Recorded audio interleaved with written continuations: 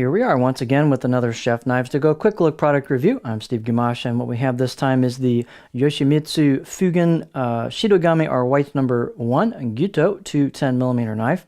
So the way these are constructed is it's 3 layers, and the center hard core cutting steel is Shidogami R White paper number 1 reactive high carbon steel at a heat treat approximately 61. And very few things sharpen as easily and take as sharp of an edge as Shidogami number 1. It gets screaming sharp, super easy.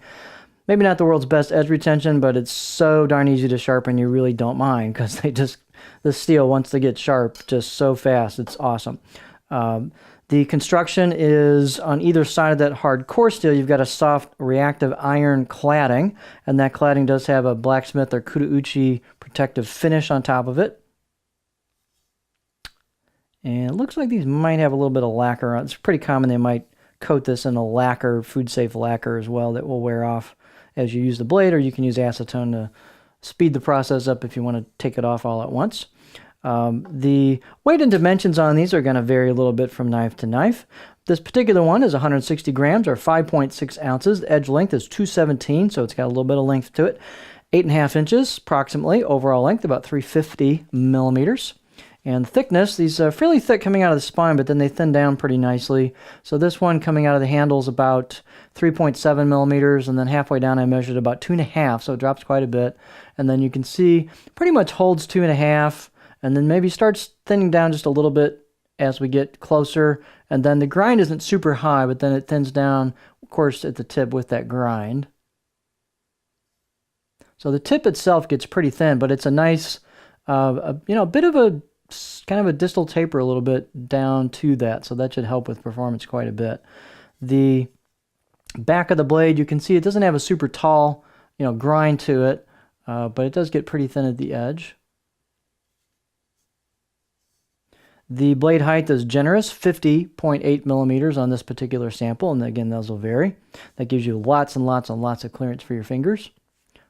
The handle's nothing fancy, just your basic oval hoe wood with a plastic or resin ferrule. These are a sleeve or a collar that fits over this, so you always have a raised edge there where the wood meets the plastic. That's completely normal for this style of handle. 75 millimeters is the circumference here right before it hits the plastic. And handle install is kind of typical. You'll have a little bit of a gap here and there, so you want to kind of fill that with something so you don't get any water or moisture back in there. But the handles are light. That brings the balance point up a little bit. So there's your balance point on this knife. And for me, you can see my pinch is a little behind that. So that's going to bring the balance point a little more blade forward.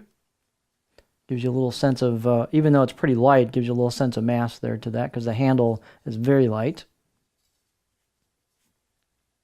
Let's see. Let's look at the beauty shot.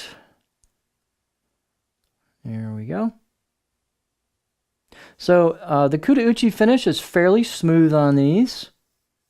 You'll see it doesn't have a ton of texture to it. You've got some handcrafted feel going on here, definitely. And there's a little bit of a slight concave here on the blade flat. You can kind of feel it coming down from the spine and then back out again before it hits the grind here at the shoulder. You can easily see, of course, where that grind is. So it's kind of, shaped like this, and then it comes back down and back down towards the edge. So that will help with food release a little bit.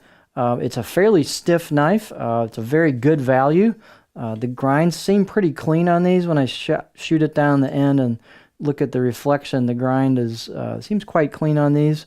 It should have pretty good food release and separation, since your grind isn't super tall. So your blade road is fairly short, which means that that forces things out pretty quickly during the cut. Let's see what else. I'd say this edge was maybe 5 out of 10, but that could be the lacquer on it. But boy, will this thing get sharp if you want it to. The spine has a little bit of relief on it, and so does the choil, so it's pretty comfortable right out of the box. Here's what it looks like on the cutting board. So you'll see it's fairly curvy. There's not really any big flat spots on it or anything like that. You can see the tip is fairly low, so I'm not going to get super high on this. I'm getting in there on the tip before I start digging the tip in. You could take that tip and maybe sweep the last couple of millimeters up and you sharpen it if you wanted to kind of give yourself a little more clearance or a little height on the rocking if you felt like doing that. But it's pretty kind of good, decent all-around profile, except if you're a chopper. So just pretty impressively made, nice looking knife. And let's see, on the left side of the blade, I might as well do a beauty shot that way. On the left side of the blade, you do have some embossed, stamped in kanji on there. You can kind of see that. So again, a fairly smooth kudo-uchi finish on it. So really interesting knife. So with super easy to sharpen, Shidogami #1. If you're learning to sharpen and you want to feel like a champ, that's a good steel to get. And if you're fighting with stainless steels, or especially cheap steels like Chinese steels, sometimes some of the cheaper ones, they're hard to sharpen and they get gummy and they make you work a lot and you don't get much return for it. So if you want to learn to sharpen, one way to really boost your confidence is to get a knife in Shidogami #1, and you will be amazed how quickly it'll get sharpened. It just wants to get sharpened. It's just a pleasure to sharpen. So anyway, tip. So this is the Yoshimitsu Fugen Shidogami or white #1 Gyuto 210mm knife.